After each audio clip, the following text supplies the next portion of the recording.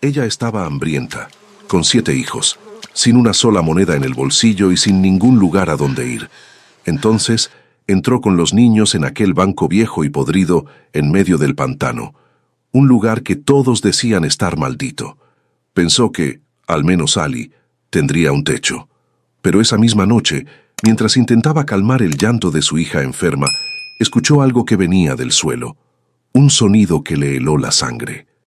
Puedes imaginar la desesperación de una madre rodeada por la enfermedad, el hambre y un ruido que emerge desde debajo de la tierra, en un sitio al que nadie más se atreve a entrar. Parece una historia de terror, pero ocurrió de verdad. Y lo que ella encontró allá abajo puede poner todo lo que tú crees patas arriba. Antes de todo, respóndeme en los comentarios.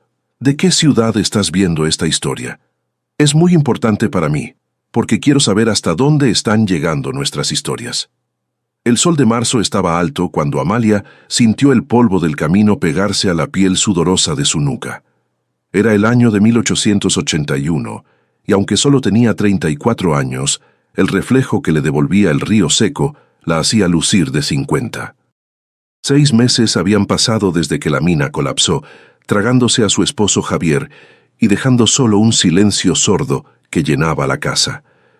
Ese silencio se había roto esa mañana, no con llanto, sino con el sonido seco de la tranca de una puerta. Su cuñado, don Damián, un hombre cuya sombra parecía siempre más fría que el resto del paisaje, la había echado. La miraba desde el quicio de la puerta, con los ojos vacíos de cualquier piedad, mientras sus hombres arrojaban el último petate al polvo del camino. Tenía 7 hijos, 7 bocas que alimentar, 7 pares de ojos que la miraban esperando una respuesta que ella no tenía. Mateo, el mayor, con 14 años, ya tenía la mirada dura de un hombre que ha visto demasiado. Sostenía el mecapal con las pocas ollas de barro que les quedaban. Luego venían los de en medio, una escalera de rostros pálidos y asustados, y finalmente, en sus brazos, la pequeña Luz, de apenas 1 año. Luz no lloraba, solo tosía, un quejido húmedo y persistente que se clavaba en el pecho de Amalia como una espina, un recordatorio constante de que el tiempo se agotaba y la enfermedad no esperaba. «La caridad es un lujo que no puedo permitirme, Amalia», había dicho Damián, su voz tan árida como la tierra que ahora reclamaba. La parcela que Javier había trabajado con sus propias manos, la pequeña milpa que era todo su patrimonio, ahora pertenecía al hombre que ni siquiera se había ensuciado las botas en el funeral de su hermano. Los hombres de Damián no dijeron nada, simplemente cumplieron la orden, evitando la mirada de Amalia, apilando sus vidas en un montículo insignificante junto a la cerca de piedra, el catre roto, la manta raída, el metate. Todo lo que representaba una vida de trabajo, ahora solo era basura en el camino. Amalia apretó a Luz contra su pecho, sintiendo el calor febril de la niña, y dio la orden a Mateo. «Caminen». No hubo lágrimas. El llanto también parecía un lujo reservado para aquellos que tenían un techo bajo el cual derramarlas. Empezaron a andar sin rumbo fijo, siguiendo el camino que se alejaba del pueblo, una procesión silenciosa de miseria. El sol de la tarde les quemaba la piel, y los pies descalzos de los niños más pequeños ya mostraban las primeras ampollas. Los zopilotes volaban en círculos muy por encima de ellos, pacientes, como si supieran que la desgracia siempre deja algo para después. Llevaban 2 días caminando. Habían dormido la primera noche al raso, acurrucados juntos para darse calor contra el frío del desierto, compartiendo el último puñado de pinole que Amalia había logrado guardar en su morral. El hambre era ahora un dolor agudo, un calambre constante en el vientre de cada uno. Mateo intentaba cazar lagartijas, pero sus manos, aunque rápidas, estaban debilitadas por la falta de alimento. Amalia sabía que no sobrevivirían otra noche así, especialmente Luz, cuya respiración se volvía cada vez más superficial, interrumpida solo por la tos que la sacudía entera. Fue entonces cuando Mateo recordó la historia. Un cuento de arrieros, una leyenda susurrada alrededor de las fogatas para asustar a los viajeros. Hablaban de un lugar al final del camino, donde la tierra seca se convertía en fango, el antiguo banco de avío del pantano. Un edificio que, según decían, se había construido en tiempos de prosperidad, cuando la plata fluía de las minas, y que ahora se pudría solo, devorado por la humedad y el olvido. Nadie se acercaba. La gente decía que el lugar estaba maldito, que el dinero robado había envenenado el suelo y que las almas de los banqueros estafadores aún contaban monedas en la oscuridad. Amalia escuchó la descripción de Mateo. Un techo, 4 paredes. No importaba la maldición. Los fantasmas no podían ser peores que el hambre. Los espectros no podían hacerle más daño a su hija que la fiebre que ya la consumía. «Llévame allí», ordenó, su voz ronca por la sed. Caminaron otras 3 horas, dejando atrás la tierra agrietada para entrar en un mundo de lodo espeso y vegetación sofocante. El aire cambió. Se volvió pesado, húmedo, y olía a descomposición, a agua estancada y a algo más, algo metálico y viejo. Lo vieron al atardecer, una silueta oscura contra el cielo anaranjado. El edificio era más grande de lo que imaginaba, una estructura de 2 pisos hecha de maderas nobles, ahora combadas y cubiertas de musgo verde. Se sostenía sobre pilotes gruesos de madera que se hundían en el agua negra del pantano. Las ventanas eran huecos vacíos, como ojos ciegos. Un silencio profundo envolvía el lugar, un silencio tan denso que parecía antinatural. Ni siquiera los grillos o las ranas del pantano se atrevían a cantar cerca de sus muros. El miedo era una cosa física, casi sólida en el aire.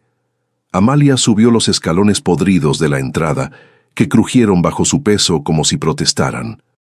Empujó la puerta principal, que colgaba torcida de un solo gozne de hierro oxidado. El interior estaba oscuro, inundado por el olor a moho y a cieno.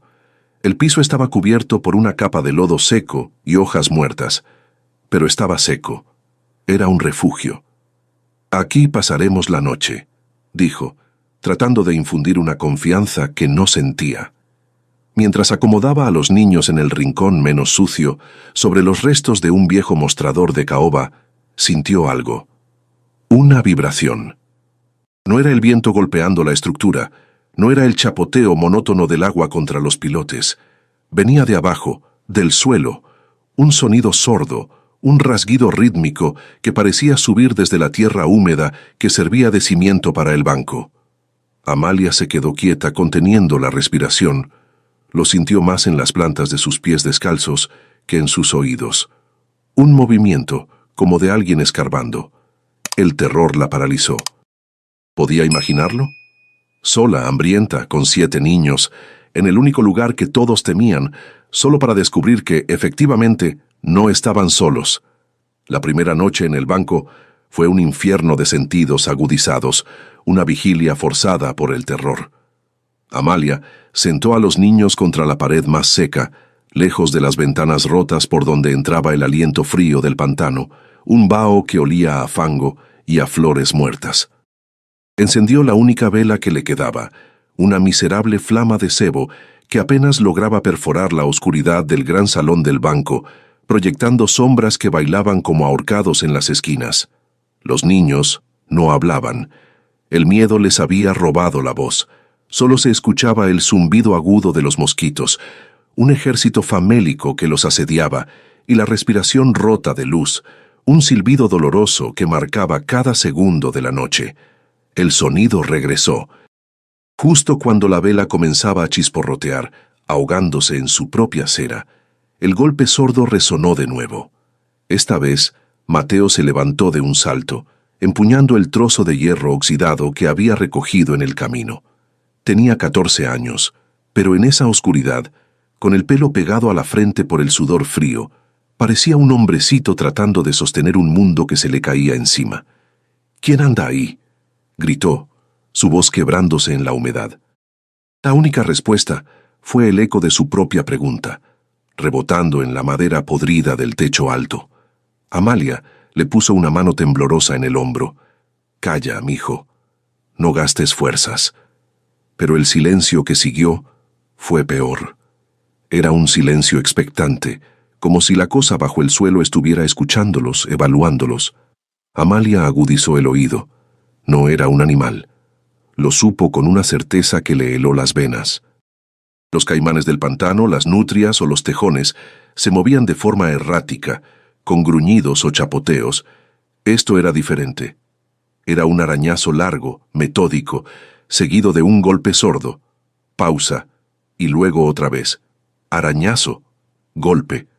Como un esfuerzo desesperado, un trabajo lento y paciente que venía ocurriendo desde mucho antes de que ellos llegaran. El terror se convirtió en una presencia física dentro del salón. Se sentó junto a ellos. Les respiró en la nuca.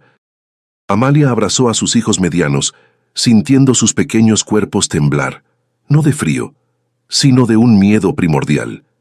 Ella misma sentía sus dientes castañear. ¿Qué habían hecho? ¿Había traído a sus hijos a morir a este lugar olvidado? La leyenda del banco maldito volvió a su mente. Decían que las almas de los estafadores penaban, pero las almas no golpeaban el suelo. Las almas no escarbaban. Esto era algo vivo o algo que desesperadamente intentaba estarlo. Pasó la noche en vela, sentada con la espalda contra el mostrador de caoba, sintiendo cada vibración del suelo a través de su espina dorsal. Cada vez que el sonido regresaba, ella apretaba la mandíbula, rezando a un Dios que parecía haberse olvidado por completo de ese rincón del mundo. El pantano afuera cobraba vida con sus propios ruidos, el croar de las ranas toro, el chapoteo de algo grande moviéndose en el agua, pero todo ese coro de vida salvaje palidecía ante la amenaza singular que latía bajo sus pies. Era un corazón enfermo, un corazón de tierra y madera que bombeaba miedo. El amanecer llegó no como una liberación, sino como una revelación gris y dolorosa. La luz cenicienta que se filtró por las ventanas rotas solo sirvió para mostrar la verdadera miseria de su refugio. El lodo seco en el piso, las telarañas gruesas como mortajas colgando del techo, y los rostros pálidos y ojerosos de sus hijos que habían dormitado por puro agotamiento. Pero la luz del día trajo consigo un terror aún más urgente. La pequeña luz ardía en fiebre. La tos quejumbrosa de la noche se había transformado en un estertor profundo, un sonido húmedo que indicaba que sus pequeños pulmones se estaban llenando. Amalia destapó el pecho de la niña. La piel estaba ardiendo, cubierta por un sudor frío y pegajoso. La niña ya no tenía fuerzas para llorar. Sus ojos semicerrados la miraban sin ver. El pánico que había sido un compañero sordo durante la noche ahora se convirtió en un grito agudo dentro de la cabeza de Amalia. El sonido bajo el suelo ya no importaba.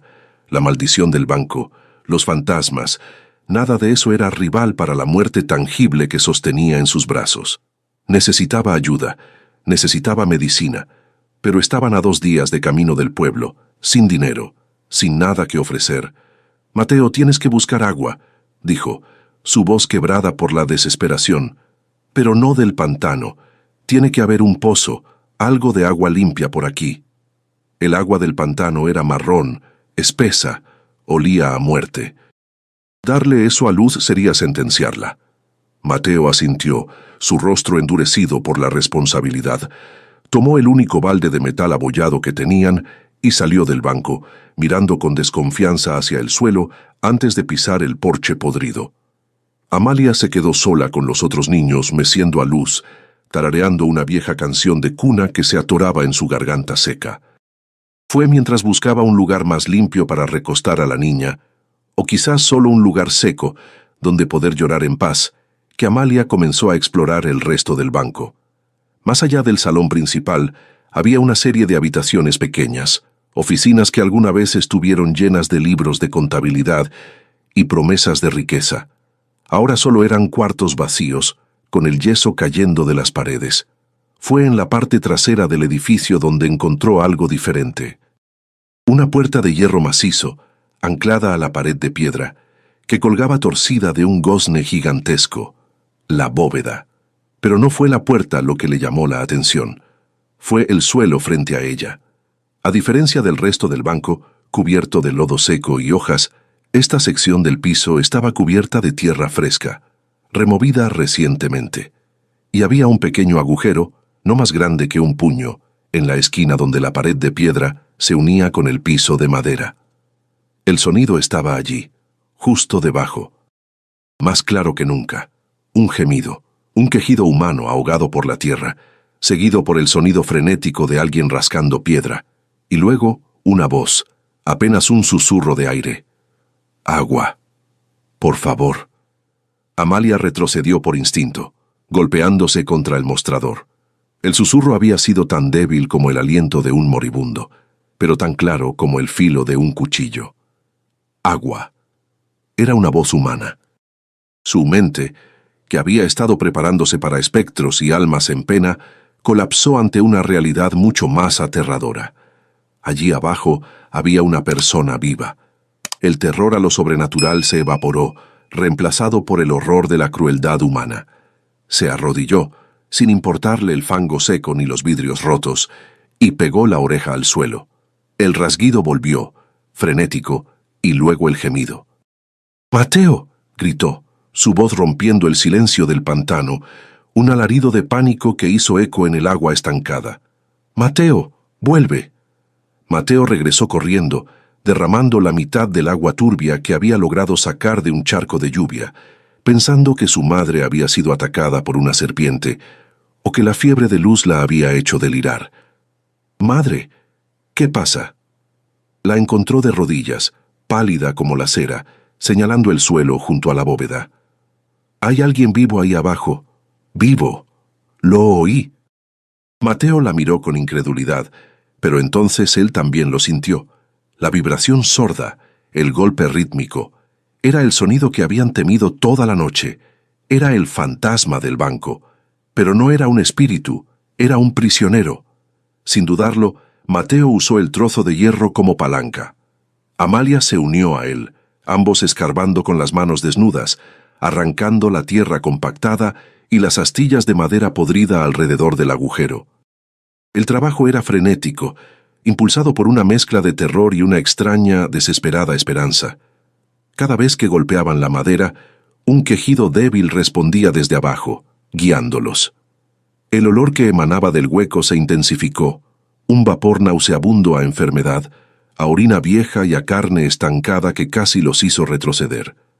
Era el olor de una tumba viva, el olor de un hombre que se estaba pudriendo en vida. Lograron arrancar una de las tablas del suelo. Se partió con un crujido sordo, abriendo un boquete oscuro. La oscuridad de abajo era absoluta, más densa que la de la noche anterior. «La vela», susurró Amalia. Mateo corrió por el cabo de vela y lo encendió con manos temblorosas.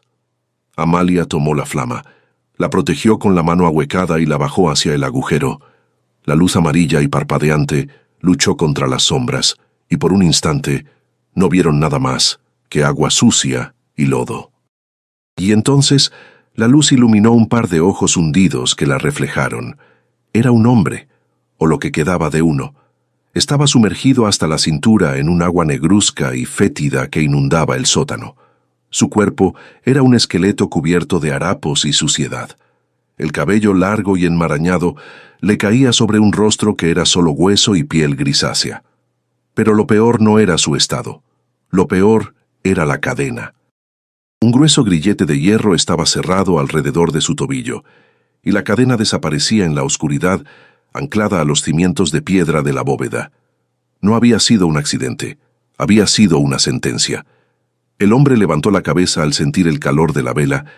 El movimiento fue lento, agónico. Abrió la boca, pero solo salió un siseo de aire seco. Levantó una mano temblorosa, los dedos como garras de ave, hacia la luz. No pedía ser liberado, solo pedía lo que había susurrado: agua. Era un gesto que trascendía la locura, una necesidad básica que lo había mantenido vivo en ese infierno inundado.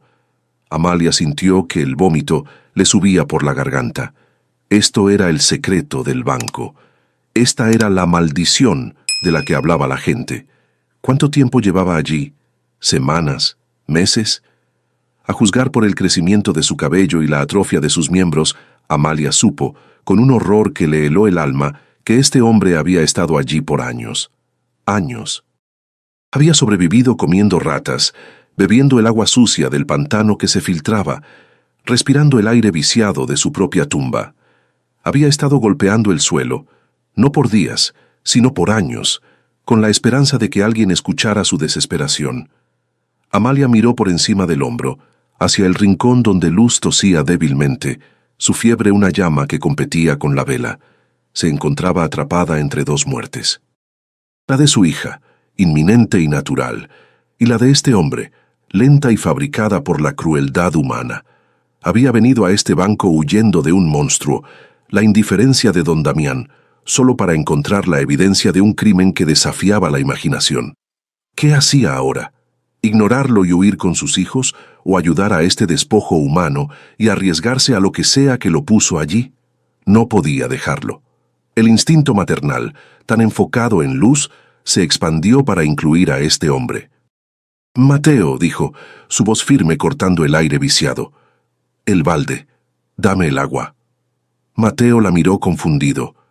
Esa agua turbia era para Luz, para bajarle la fiebre.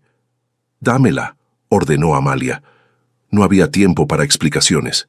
Tomó la jícara que usaban para beber, la llenó con el agua lodosa, y con un pulso firme que la sorprendió, la bajó por el agujero. El hombre la tomó con un gruñido animal, derramando la mitad mientras la llevaba a sus labios agrietados. Bebió con desesperación, el agua chorreando por su barba enmarañada. Cuando terminó dejó caer la jícara y un temblor sacudió todo su cuerpo. Tosió, un sonido seco y profundo, como si sus pulmones estuvieran llenos de polvo. Luego miró hacia arriba, sus ojos por primera vez, enfocándose en el rostro de Amalia, iluminado desde abajo por la vela. Hubo un segundo de lucidez en esa mirada de locura. Abrió la boca y esta vez las palabras salieron claras y terribles, un nombre que hizo que la sangre de Amalia se congelara en sus venas. Damián. Fue Damián. El nombre golpeó a Amalia con la fuerza de un derrumbe. Damián. El aire viciado del sótano pareció solidificarse, volviéndose irrespirable. De repente, todo el horror de su situación cobró un sentido nuevo y monstruoso. Su cuñado, el hombre que la había expulsado al polvo del camino, citando la caridad como un lujo, era un asesino. Un verdugo paciente que había condenado a un hombre a morir ahogado en su propia miseria durante años. La verdad la golpeó. Damián la había enviado allí. No fue el azar, no fue el destino. Él la había guiado con sus 7 hijos hacia el único lugar del mundo que guardaba su secreto, asumiendo que el pantano, la enfermedad o el fantasma que él mismo había creado terminarían el trabajo. La maldición del banco era Damián. Un acceso de tos violenta de la pequeña Luz rompió el trance. El cuerpo de la niña se sacudió en sus brazos, la fiebre consumiéndola desde adentro. Amalia se vio atrapada en un infierno de 2 frentes. Arriba, su hija se apagaba por la enfermedad, necesitando desesperadamente agua limpia, medicinas y calor. Abajo, un hombre se pudría por la crueldad, necesitando libertad y justicia. El hombre del sótano era la prueba viviente del crimen de Damián. Su hija era la prueba viviente de su indiferencia.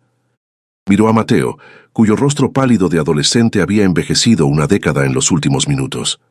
«Madre», susurró Mateo, «es el tío. Él quería que muriéramos aquí, ¿verdad?» Amalia no tuvo que responder.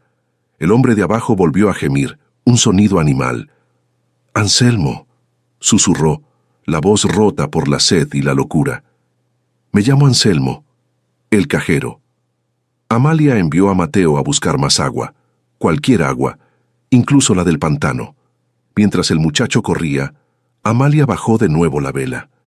Anselmo hablaba en fragmentos febriles, sus ojos fijos en la pequeña flama como si fuera el sol. Habló de el oro, de la traición, de los libros. Él y Damián habían desfalcado el banco juntos, robando el dinero de los depósitos antes de declararlo en quiebra. Pero Damián lo quería todo. «Me encerró», siseó Anselmo. «Dijo que el pantano guardaría el secreto. Años, años». La urgencia de sacarlo de allí se volvió física. «Mateo, tenemos que romper la cadena». Regresaron al agujero, ahora agrandado. Mateo metió el hierro oxidado y trató de hacer palanca en el grillete que aprisionaba el tobillo hinchado de Anselmo. Amalia tiraba con la fuerza de la desesperación. Pero la cadena era gruesa, anclada profundamente en los cimientos de piedra del banco. Estaba hecha para resistir, para asegurar que el secreto de Damián muriera con el hombre. Anselmo, en un momento de lucidez, sacudió la cabeza. «La llave la tiene él», murmuró. «En el infierno. O en su bolsillo, es lo mismo». Amalia comprendió que no podían liberarlo físicamente, y tampoco podía salvar a Luz quedándose allí. El tiempo se agotaba para ambos. Tenía que tomar una decisión que partía el alma. Pero entonces vio la única salida, un camino estrecho y peligroso que podría salvarlos a todos o condenarlos definitivamente. Tenía que exponer a Damián. Necesitaba que el mundo exterior supiera lo que había bajo el banco. Miró a su hijo mayor, el hambre marcando sus pómulos, pero la determinación brillando en sus ojos. «Mateo», dijo, su voz firme como una roca, «vas a tener que correr, vas a tener que volver al pueblo». El terror cruzó el rostro de Mateo. «No, madre, no te dejo sola aquí, con eso, y con él viniendo». Sabía lo que significaba. 2 días de camino, débil por el hambre, a través de terreno hostil, y si Damián se enteraba, si lo interceptaba, no dudaría en silenciar a un niño. «Luz morirá si no vas», dijo Amalia, la verdad tan cruda como una herida abierta. «Este hombre morirá, y Damián ganará. Nosotros moriremos aquí, como él planeó». Se quitó el morral y sacó la última tortilla, dura como el cuero. «Toma esto y la jícara. No vayas por el camino principal. Sigue el borde del pantano, busca al corregidor. Cuéntale todo». Mateo apretó la mandíbula, asintió. Abrazó a su madre con fuerza por un segundo y, sin mirar atrás, desapareció entre los manglares grises del amanecer. Amalia se quedó sola con 6 niños pequeños, una hija moribunda y un hombre encadenado bajo el suelo que era su única y terrible evidencia.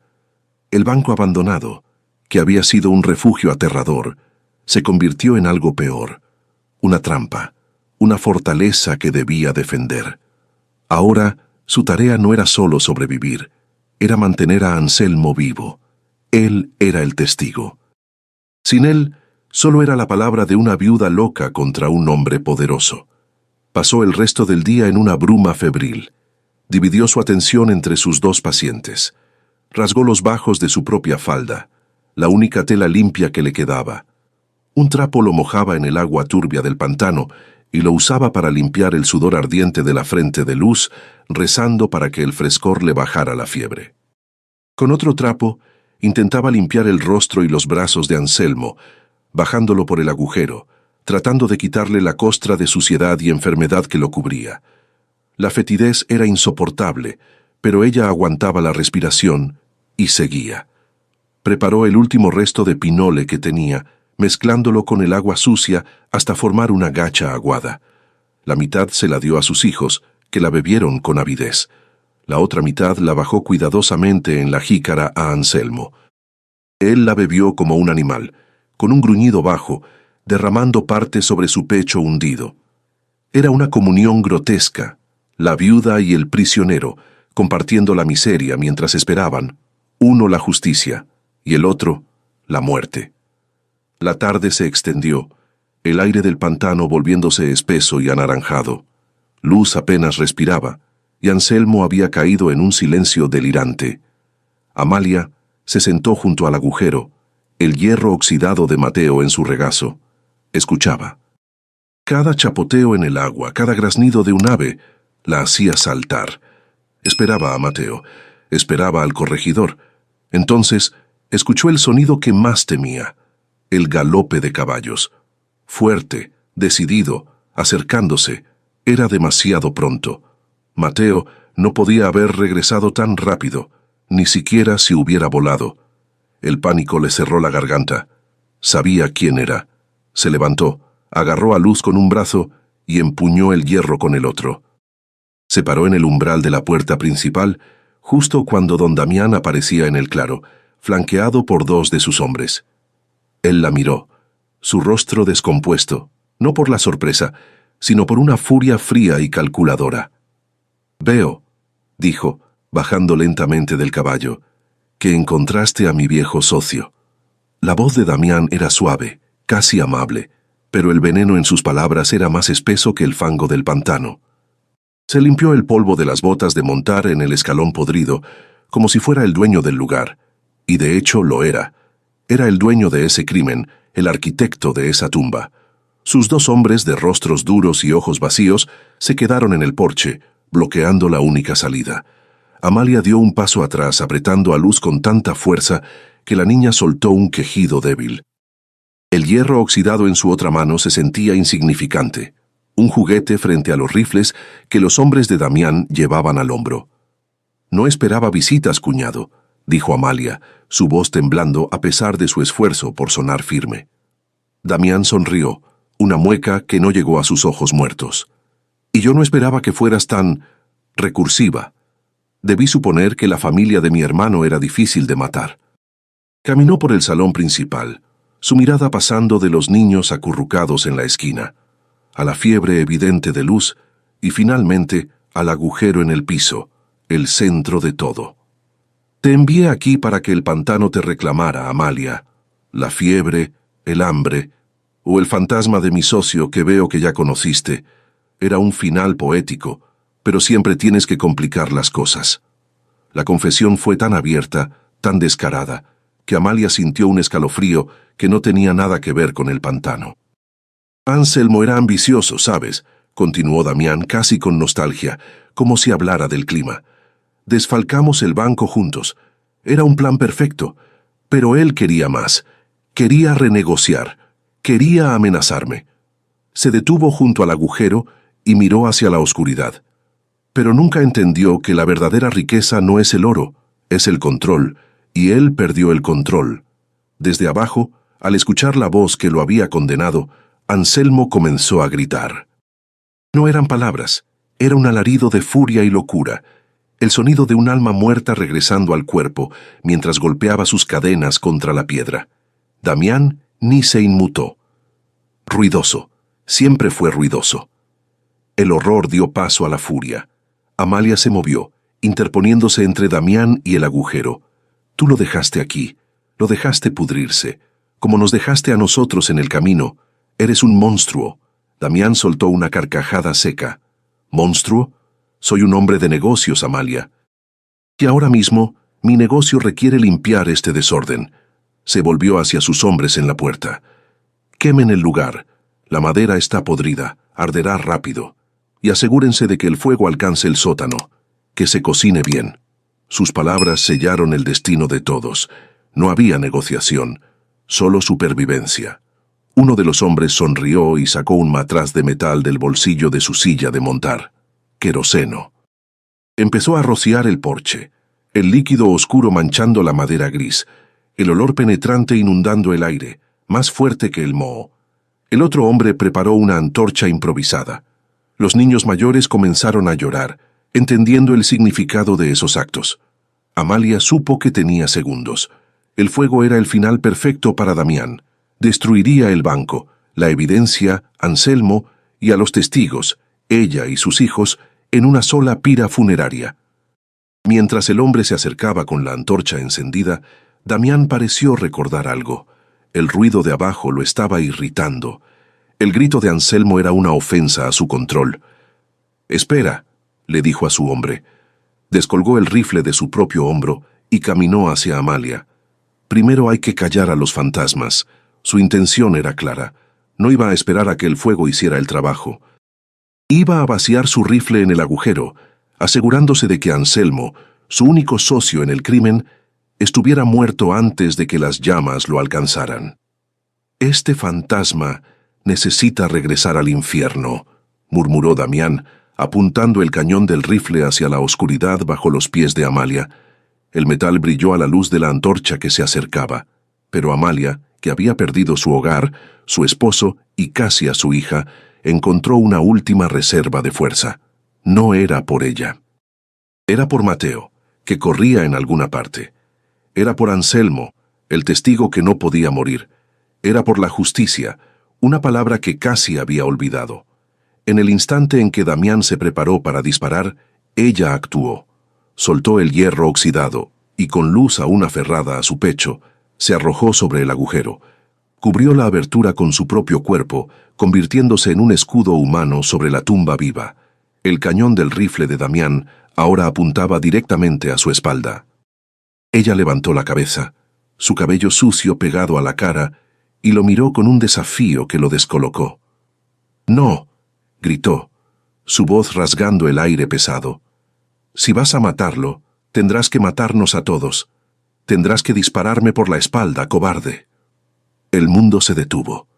El hombre con la antorcha se quedó quieto. Los niños dejaron de llorar, ahogados por el asombro de la valentía de su madre. Damián la miró, su rostro contraído por una furia que sobrepasaba la incredulidad. Esperaba lágrimas, ruegos, la súplica de una viuda aterrorizada. No esperaba desafío, no esperaba un sacrificio. Su dedo tembló en el gatillo. La tela del vestido de Amalia estaba tensa sobre su espalda, un blanco fácil. Abajo, Anselmo, entendiendo lo que sucedía, guardó un silencio repentino, un silencio de muerte. Justo en ese segundo de tensión insoportable, cuando el dedo de Damián comenzaba a apretar el gatillo, un sonido cortó el aire del pantano. No era un chapoteo, no era un grito. Era organizado. Era el sonido de múltiples caballos, galopando con urgencia, acercándose por el mismo camino que Damián había tomado. Amalia cerró los ojos, rezando para que fuera Mateo. Damián se giró, su rostro pasando de la furia al pánico. No esperaba más invitados. La justicia, lenta y pesada como el fango del pantano, finalmente había llegado. El galope se convirtió en un estruendo de cascos y gritos de hombres. Del pantano emergieron no 2 ni 3, sino 6 jinetes, abriéndose paso entre la vegetación con una urgencia que no dejaba lugar a dudas. Al frente cabalgaba un hombre corpulento, con el sombrero de ala ancha del corregidor, y a su lado, aferrado a la crin de un caballo sudoroso, venía Mateo. El muchacho había logrado lo imposible. Había cruzado el pantano en tiempo récord, impulsado por el terror y el amor, y había traído la ley al lugar que la ley había olvidado. La visión de su hijo, vivo, acompañado de autoridad, fue como un golpe de aire en los pulmones ahogados de Amalia. Había funcionado. La cara de don Damián se transformó. La máscara de control sádico se resquebrajó, reemplazada por una incredulidad pálida que rápidamente se convirtió en pánico. Sus 2 matones, el de la antorcha y el del queroseno, se quedaron helados. Habían sido contratados para intimidar a una viuda indefensa, no para enfrentarse a 6 hombres armados que representaban al gobierno. El equilibrio de poder en el claro del pantano se invirtió en un solo segundo, tan rápido como un relámpago. El corregidor, don Alonso, desmontó con agilidad, su pistola ya en la mano, su mirada aguda barriendo la escena. Vio a los niños aterrorizados, a la mujer en el suelo protegiendo un agujero, al hombre con el rifle y el olor penetrante del queroseno. «En nombre de la ley, don Damián, ¿qué significa este circo?», tronó la voz del corregidor, una voz acostumbrada a mandar. Damián bajó el rifle de inmediato, intentando recomponer su fachada de hombre respetable. Levantó las manos en un gesto de falsa paz. «Señor corregidor, gracias a Dios que ha llegado. Esta pobre mujer ha perdido el juicio, la fiebre del pantano. Está delirando. La encontré aquí, a punto de lastimar a sus propios hijos, hablando de fantasmas. Solo intentaba calmarla. Este lugar es una trampa mortal. Íbamos a quemarlo por seguridad pública». La mentira fue tan rápida, tan suave, que por un momento casi pareció creíble. Pero Amalia no lo permitió. Aún en el suelo, protegiendo el agujero con su cuerpo, levantó la cabeza. Su voz no fue un grito, fue un susurro cargado de veneno y verdad que cortó el aire. «Miente», siseó. «Miente como respira. Este hombre es un asesino», señaló a Damián con un dedo tembloroso. «No hay ningún fantasma. Tiene a un hombre vivo encadenado en el sótano, un hombre llamado Anselmo, su socio al que ha estado matando de hambre por años». La acusación fue tan monstruosa, tan increíble, que el corregidor se quedó quieto, su mirada yendo del poderoso don Damián, dueño de la mitad del valle, a la viuda desaliñada que olía a enfermedad y a pantano. El corregidor frunció el ceño. Era la palabra de un hacendado contra la de una pordiosera. Era un escenario demasiado familiar. Amalia, eso es una acusación muy grave, pero no pudo terminar la frase. Desde abajo del suelo, al escuchar las voces nuevas, la esperanza de una audiencia, Anselmo usó sus últimas fuerzas. Comenzó a golpear su cadena contra la pared de piedra. Clan, clan, clan. Un sonido metálico, rítmico, inconfundible. Un sonido que no podía ser un fantasma. El fantasma del banco estaba pidiendo la palabra. La cara de Damián se volvió del color de la ceniza. «Es solo la casa que se asienta. Madera vieja», gritó, su voz un octavo más alta, teñida de pánico, pero el corregidor ya no lo miraba a él. Miraba el agujero en el suelo con un horror creciente. Hizo una seña a dos de sus hombres. «Traigan las antorchas. Abran ese piso». Los hombres de Damián no se movieron para detenerlos. El miedo a la ley era más fuerte que su lealtad al dinero. Amalia se apartó, arrastrándose hacia donde estaba Luz, mientras los hombres del corregidor usaban hachas y palancas para reventar las tablas podridas. El agujero se agrandó, revelando la oscuridad de abajo. Bajaron dos antorchas, y la luz anaranjada iluminó el infierno personal de Anselmo. Los hombres soltaron exclamaciones de horror.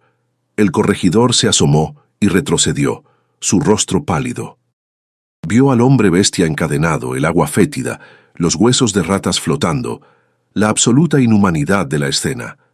«Dios santo», murmuró, quitándose el sombrero, no por respeto, sino por puro espanto. Miró a Damián, pero ya no con duda, sino con una repulsión total. «Damián, ¿qué has hecho?» Damián supo que estaba perdido. El control que había mantenido durante años se hizo añicos. Sus ojos se movieron frenéticamente, buscando una salida, una mentira más, pero no había ninguna. Intentó correr. Dio media vuelta y se lanzó hacia su caballo, pero los hombres del corregidor fueron más rápidos. Lo derribaron en el lodo antes de que pudiera siquiera tocar la silla de montar. Luchó como un animal atrapado, gritando maldiciones, pero lo sometieron, atando sus manos a la espalda con una soga áspera. La máscara del respetable hacendado había caído, revelando al monstruo que había debajo. Los hombres de Damián, sus cómplices, se rindieron sin pelear. Tiraron el queroseno y la antorcha al suelo, levantando las manos, sus rostros marcados por el terror de ser cómplices de semejante atrocidad. El corregidor los mandó atar también, y en medio del caos de las detenciones, Amalia se sentó en el suelo sucio del banco. La adrenalina que la había mantenido en pie, que la había convertido en un escudo humano, se drenó de su cuerpo de golpe, dejándola vacía, temblando. Miró a Luz que seguía en sus brazos, su respiración tan superficial como el agua en un plato. Había ganado. Había desenmascarado al monstruo. Pero su hija seguía muriendo. El corregidor, don Alonso, enfundó su pistola y se hizo cargo de la escena con una autoridad que aplastó el caos. Mientras sus hombres aseguraban a Damián y a sus cómplices, quienes ahora temblaban, sabiendo que el testimonio de un crimen de esa magnitud los colgaría, Amalia sintió que la fuerza que la había sostenido se disolvía. La adrenalina se drenó de su cuerpo, dejándola con el peso insoportable de la realidad. Luz seguía muriendo. Se desplomó en el suelo del porche, aferrando a la niña, cuyo pequeño pecho apenas se movía. Don Alonso la vio. Su rostro endurecido por el horror del sótano se suavizó con preocupación.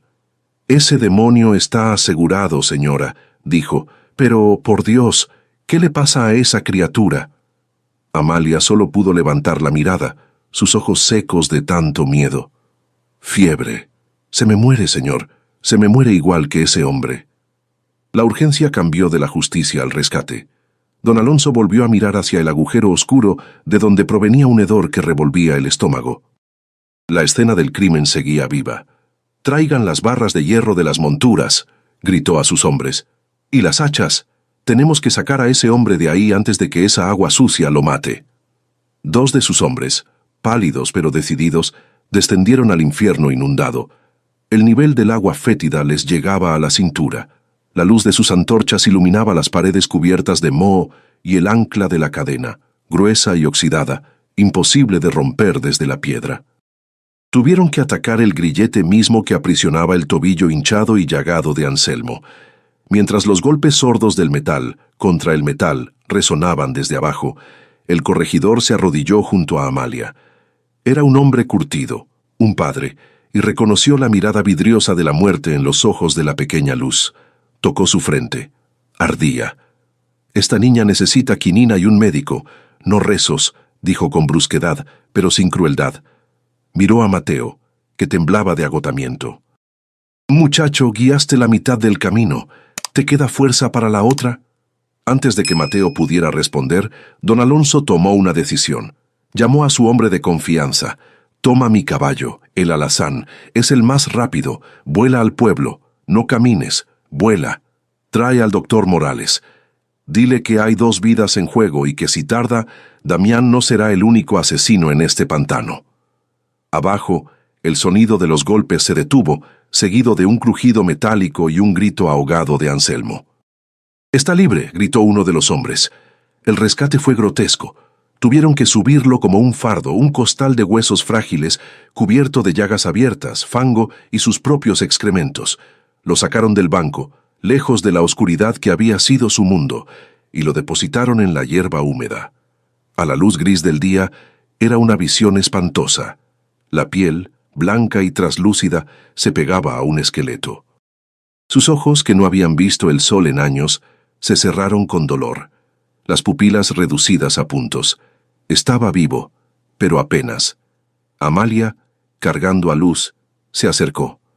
A pesar de su propia debilidad, a pesar de que el hombre olía a tumba, sintió una oleada de compasión. Tomó la jícara con el agua turbia que Mateo había recogido y se la acercó a los labios agrietados de Anselmo. Él bebió tosiendo, el agua sucia derramándose por la barba enmarañada. Cuando terminó, sus ojos lechosos buscaron los de ella. No había locura ahora, solo un agradecimiento profundo, abismal. «Gracias», susurró.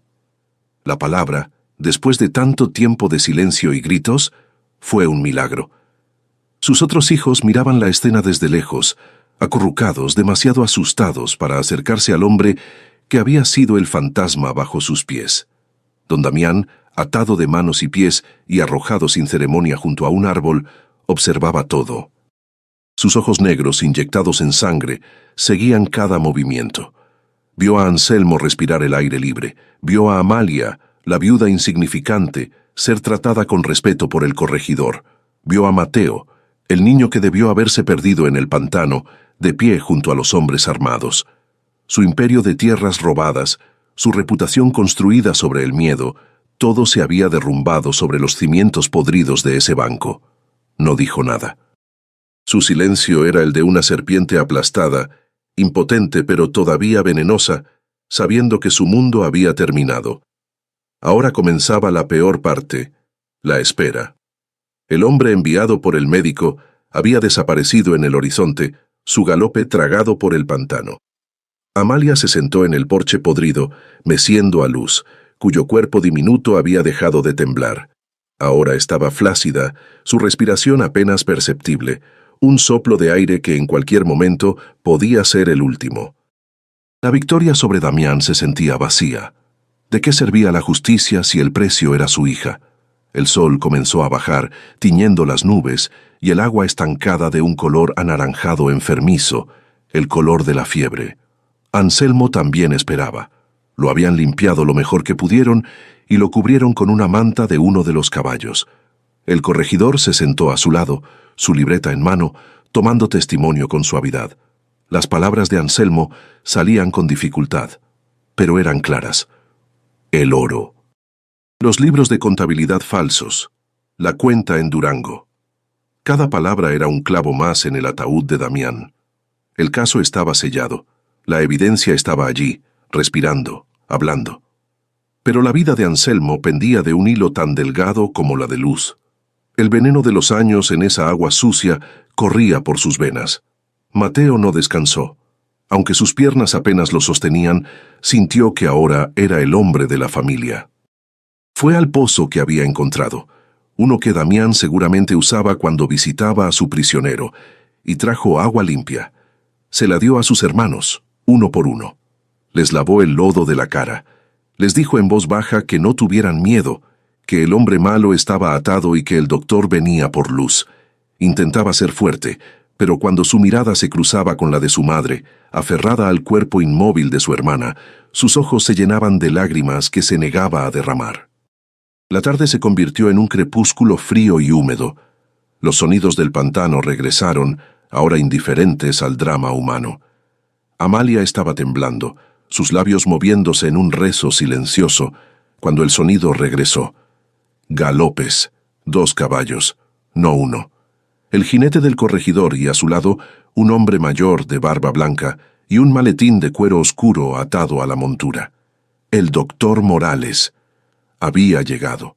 Amalia se puso de pie de un salto, sus piernas casi cediendo. Corrió hacia él, tropezando en el suelo irregular, sosteniendo a Luz como una ofrenda desesperada. «Doctor, por piedad, sálvela. Sálvela, por favor». El doctor Morales era un hombre de ciencia, un hombre de 70 años acostumbrado a la muerte, a las fiebres del trópico y a las heridas de machete. Pero lo que vio en el claro del pantano esa noche casi quiebra su compostura profesional. Sus ojos pasaron de la niña febril, un bulto casi sin vida en los brazos de Amalia, al despojo humano que yacía en la hierba, un hombre esqueleto rescatado de una tumba de agua sucia. «Dios nos ampare», murmuró, no como un rezo, sino como una evaluación médica. «Corregidor, necesito luz, mucha luz y agua hirviendo, ahora».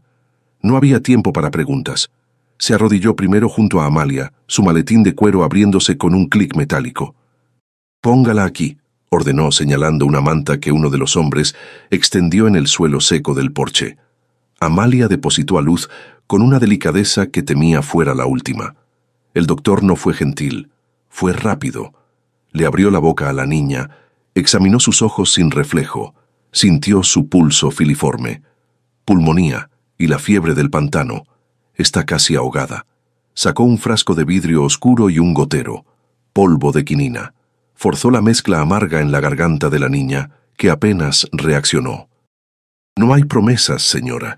Solo podemos esperar que su cuerpo sea más fuerte que la enfermedad». La brutal honestidad fue casi tan dolorosa como el silencio de Damián. Luego, el doctor se volvió hacia la figura de Anselmo, y su rostro se endureció. Lo que le habían hecho a este hombre era un acto de una crueldad que la medicina rara vez registraba. «Necesito que lo desnuden. Quítenle esos harapos». Los hombres del corregidor lo hicieron con asco y piedad. La luz de las antorchas reveló un cuerpo devastado por las llagas, la desnutrición y la infección. La piel de sus piernas, sumergidas por años, estaba deshecha, pálida y muerta. El doctor Morales comenzó a limpiar las heridas con alcohol y yodo, y con cada toque, Anselmo soltaba un quejido bajo, más por el contacto humano que por el dolor. Mientras trabajaba, el doctor hablaba en voz baja, no con el corregidor, sino consigo mismo y con su paciente. Increíble, desnutrición severa. La gangrena no ha subido más, es un milagro. Anselmo, sintiendo el alivio del alcohol limpio, abrió los ojos. Miró al doctor y susurró algo. «Las ratas. Me comí las ratas. Pero ellas también me comían a mí». El doctor Morales solo asintió, su rostro impasible mientras aplicaba un ungüento espeso y vendaba las piernas destrozadas. Estaba tratando a un hombre que había vuelto de un lugar que ningún vivo debería conocer. Amalia había sido relegada a un segundo plano. Después de ser el escudo, la salvadora y la acusadora, ahora era solo una madre más, esperando un veredicto. Se sentó en el suelo del banco, rodeada por sus otros 6 hijos, que se habían acurrucado a su alrededor como una camada de cachorros buscando calor. Observaba, sin poder moverse, las 2 escenas médicas que se desarrollaban bajo la luz parpadeante de las antorchas. Su hija en un lado, el hombre que había salvado en el otro. 2 almas en el filo de la navaja, y ella no podía hacer nada más por ninguna de las 2. Mientras el doctor Morales luchaba contra la muerte, el corregidor don Alonso luchaba por la justicia. Había arrastrado a Damián al centro del claro y con un escribano improvisado comenzó a tomar la declaración formal de Anselmo. Cada palabra del hombre vendado era un clavo más.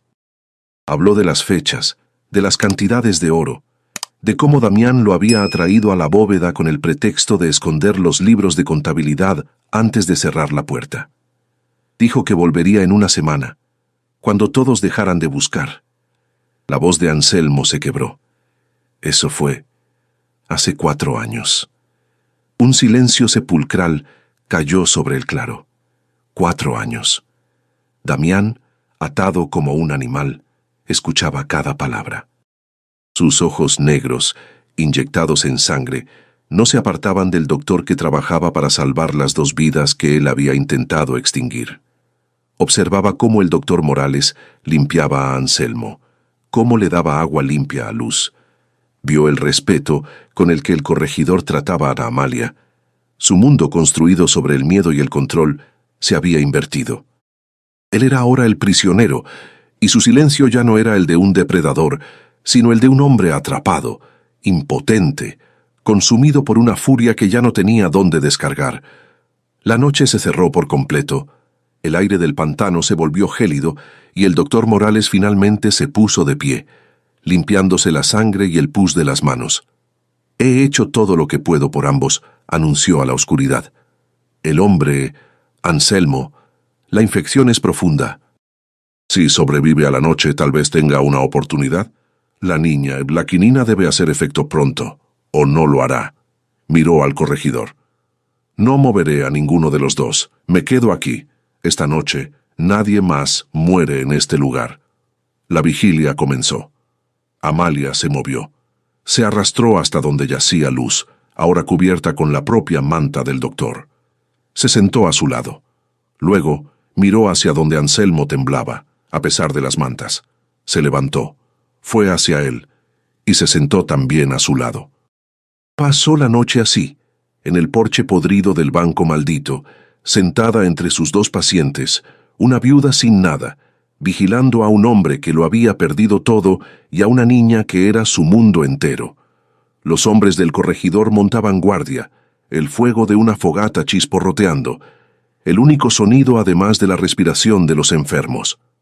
Fue justo antes del amanecer, en esa hora gris y fría donde todo parece posible y la muerte está más cerca, que Amalia notó el cambio.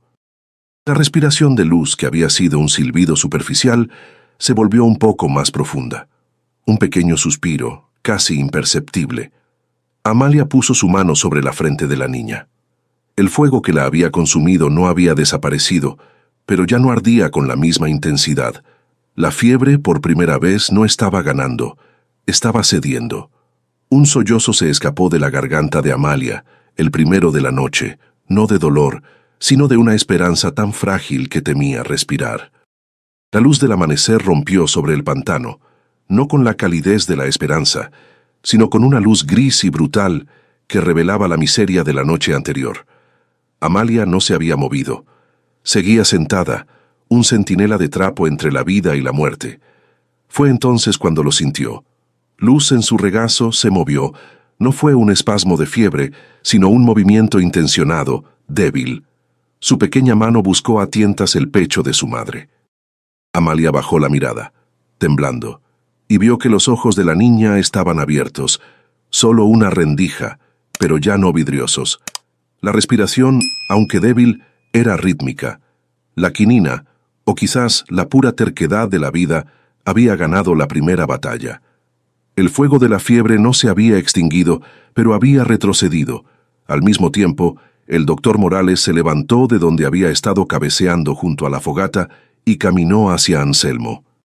El hombre rescatado yacía tan quieto que parecía un cadáver al que habían vendado por respeto. El doctor le puso una mano en el cuello, buscando el pulso. «Obstinado», murmuró para sí mismo, con un toque de admiración profesional. «Sigue aquí». Anselmo había sobrevivido la noche. La infección, la desnutrición, los 4 años de infierno, y aún así, su corazón seguía latiendo en ese pecho hundido. Estaba delirante, susurrando nombres y fechas que solo él entendía, pero estaba vivo. El doctor Morales se dio cuenta de que estaba presenciando no uno, sino dos milagros en medio de ese fango. Con la llegada del día, el corregidor don Alonso se volvió un hombre de acción implacable. El drama de la noche había terminado. Comenzaba la maquinaria de la ley. Envió a 2 de sus hombres de regreso al pueblo con órdenes claras: traer una carreta con colchones para los enfermos y grilletes adecuados para los prisioneros. Se acercó a Damián, que seguía atado al árbol, la humedad habiendo endurecido el lodo en su ropa cara. «Don Damián», dijo don Alonso, su voz desprovista de todo respeto, «cualquier palabra que diga será usada para asegurar su lugar en el patíbulo».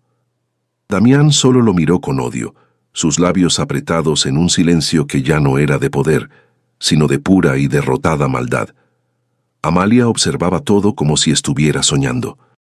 La adrenalina de la noche se había disipado, dejándola con un cansancio tan profundo que sentía que sus huesos pesaban.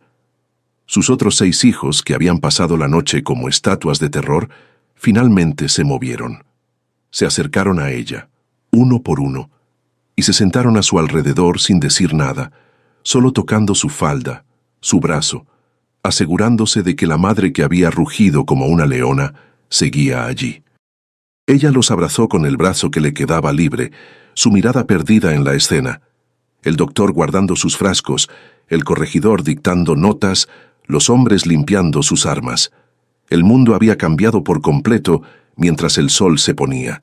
Mateo, que había sido un hombre durante 24 horas, de repente volvió a ser un niño. En el momento en que vio al corregidor darle órdenes a sus hombres, supo que su deber había terminado. Las piernas le fallaron y simplemente se desplomó junto a su madre, el agotamiento ganándole la batalla que su voluntad había mantenido a raya. Se quedó dormido en segundos, la cabeza en el regazo de Amalia, el morral de la tortilla dura aún colgado de su hombro. Amalia le acarició el cabello sucio, su corazón hinchado de un orgullo tan doloroso que casi la ahoga. Le había pedido a su hijo que corriera, y él había volado, salvándolos a todos. La noticia de lo que había sucedido en el banco se filtraría incluso antes de que llegaran al pueblo. Los hombres del corregidor hablaban en voz baja entre ellos, sus rostros marcados por el asombro y la repulsión. La maldición del Banco del Pantano, el cuento de fantasmas que había mantenido a todos alejados, se había disuelto. La verdad era mucho más sucia y aterradora. No eran espíritus, era un monstruo de carne y hueso, uno que caminaba entre ellos, que iba a misa los domingos y que les prestaba dinero con intereses. El miedo al pantano se transformaría en miedo a la capacidad humana para la crueldad. Anselmo, consciente por un breve momento, sintió que el sol le daba en la cara por primera vez en 4 años. El dolor era inmenso, pero el calor era real. Vio la silueta de Amalia sentada contra la luz. No podía hablar. Su garganta estaba demasiado dañada por la sed y el desuso, pero levantó una mano, sus dedos vendados temblando, y la apuntó hacia ella. No fue una acusación, fue un reconocimiento. Sus ojos se encontraron con los de Amalia, y en esa mirada silenciosa, el prisionero y la viuda sellaron un pacto de supervivencia. Él era su testigo, pero ella y sus 7 hijos habían sido su salvación. La humillación de Damián fue total y pública. Cuando llegó la carreta para los enfermos, los hombres del corregidor no lo trataron con la deferencia debida a su estatus. Lo desataron del árbol solo para volverlo a atar, esta vez con grilletes de hierro. No lo subieron a su fino caballo. Lo arrojaron sobre una mula de carga, con las manos atadas a la espalda como un fardo de carne.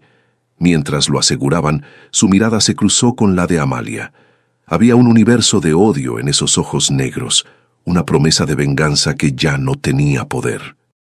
Amalia simplemente sostuvo su mirada, sin miedo, sin triunfo, solo con el vacío de quien ha visto el fondo. Comenzó la lenta procesión de salida. El doctor Morales supervisó personalmente el traslado de los 2 pacientes. A Luz la acomodaron en un cajón lleno de mantas, su pequeño cuerpo apenas haciendo un bulto. A Anselmo lo subieron con una delicadeza infinita a la carreta, cada movimiento arrancándole un gemido que partía el alma. Amalia tuvo que dejar el banco, su refugio de una noche, que se había convertido en el escenario de su vida entera. Llamó a sus hijos, que recogieron sus pocas ollas y el petate. Ya no eran fugitivos, eran testigos. Mientras la carreta comenzaba su lento y chirriante viaje fuera del claro, Amalia caminó detrás de ella. Miró por última vez el edificio podrido. Ya no era una tumba, no era un refugio, era la prueba. El lugar donde el fantasma se había vuelto real y donde el monstruo había sido expuesto. Sostuvo su propia mano, ya no la de Luz, que dormía un sueño curativo en la carreta, y siguió el rastro de la justicia, alejándose del fango y caminando, por primera vez en 6 meses, hacia un futuro que, aunque incierto y aterrador, al menos era un futuro.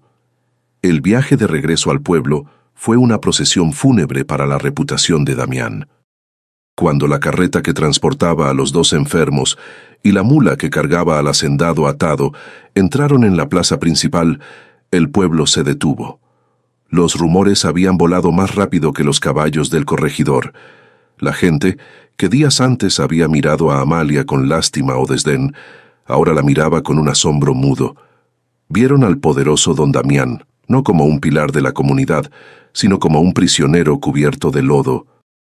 Vieron a Amalia, no como una viuda loca, sino como la mujer que lo había derribado, caminando con una dignidad silenciosa detrás de la carreta, sus 6 hijos siguiéndola como una guardia de honor. El destino de Damián se selló no en un juicio largo, sino en el momento en que Anselmo, estabilizado por el doctor Morales y con una fuerza que parecía sacada de la tumba, dio su testimonio. Habló durante horas desde una cama en la enfermería del pueblo. Con una voz que era apenas un susurro de papel seco, detalló 4 años de oscuridad, los libros de contabilidad falsificados, las cuentas robadas y el oro escondido. Su testimonio, respaldado por la evidencia física de su cuerpo destrozado, fue tan abrumador que Damián fue encarcelado esa misma tarde. El imperio construido sobre la traición se derrumbó con el sonido de la llave en la cerradura de la celda. Mientras Damián era encerrado, la pequeña Luz fue declarada fuera de peligro. El doctor Morales, un hombre que no solía sonreír, le dijo a Amalia que la niña tenía el mismo espíritu de lucha de su madre. La fiebre había cedido por completo. Cuando Amalia la tomó en brazos, sintiendo el calor saludable y no el fuego de la enfermedad, el llanto que había contenido durante 6 meses finalmente se derramó. No fue un llanto de dolor, sino de alivio, un diluvio que limpió el miedo y la miseria, dejando solo la certeza agotada de haber sobrevivido. Sus otros hijos la rodearon, y por primera vez en mucho tiempo lloraron juntos, no como huérfanos, sino como una familia. Amalia se convirtió en una leyenda silenciosa, la viuda del pantano, la mujer que había escuchado al diablo y lo había arrastrado a la luz. La gente del pueblo, la misma que había cerrado sus puertas, ahora se las abría. Le ofrecían comida, ropa, un lugar donde quedarse. Pero Amalia ya no necesitaba caridad. Había recuperado algo más importante que su hogar, su dignidad. Había demostrado que su palabra, la palabra de una madre hambrienta, era más fuerte que el oro de un hombre poderoso. Su presencia en la plaza era un recordatorio de que la justicia, a veces, duerme bajo la tierra y solo espera una mano lo suficientemente valiente para escarbar. Anselmo no se hizo rico, ni buscó venganza. El oro robado, en su mayor parte, se había esfumado en los negocios fallidos de Damián. Pero los libros de contabilidad que Anselmo había memorizado en su oscuridad permitieron al corregidor recuperar una parte significativa: las tierras alrededor del banco. En un acto de justicia poética y con una gratitud que las palabras no podían expresar, Anselmo renunció a todo reclamo sobre la propiedad. En su declaración formal cedió legalmente el edificio del banco abandonado y las 10 hectáreas de tierra fértil que lo rodeaban a la única persona que había respondido a sus golpes: Amalia.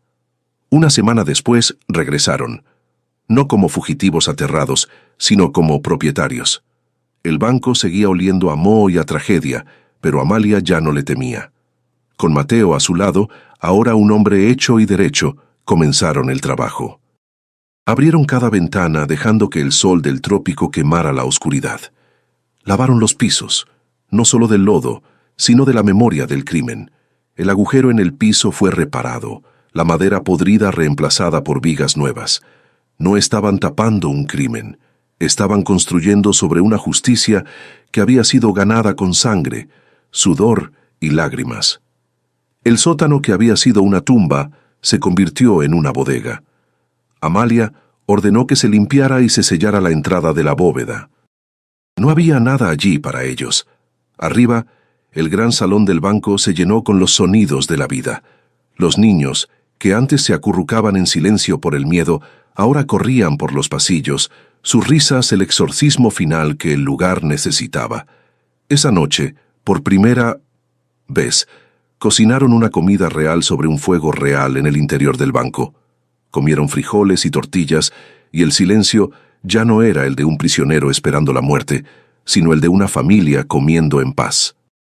La tierra alrededor del banco, ignorada por Damián, era increíblemente fértil, alimentada por los sedimentos del pantano. Amalia y Mateo, con la ayuda de los niños mayores, comenzaron a arar. Plantaron maíz, frijol y calabaza. La parcela que Damián les había quitado fue reemplazada por un campo 10 veces más grande.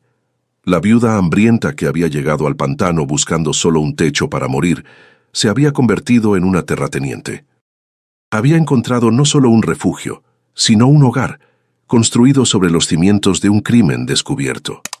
Amalia vivió muchos años en ese banco, viendo a sus hijos crecer fuertes, alimentados por la tierra que habían reclamado. El pantano, antes un lugar de terror, se convirtió en su protector, sus aguas un foso natural que mantenía alejado al mundo cruel. Los ruidos bajo la tierra, aquellos golpes sordos que le habían helado la sangre, no habían sido una maldición, habían sido una plegaria. El sonido de la justicia enterrada viva, pidiendo ser escuchada, y a veces solo una madre que no tiene nada más que perder tiene el coraje de detenerse y escuchar. Y cuéntame aquí en los comentarios, ¿de qué ciudad estás viendo esta historia? Me conmueve profundamente saber hasta dónde, en nuestros países, llega la fuerza imparable de una madre dispuesta a todo por sus hijos.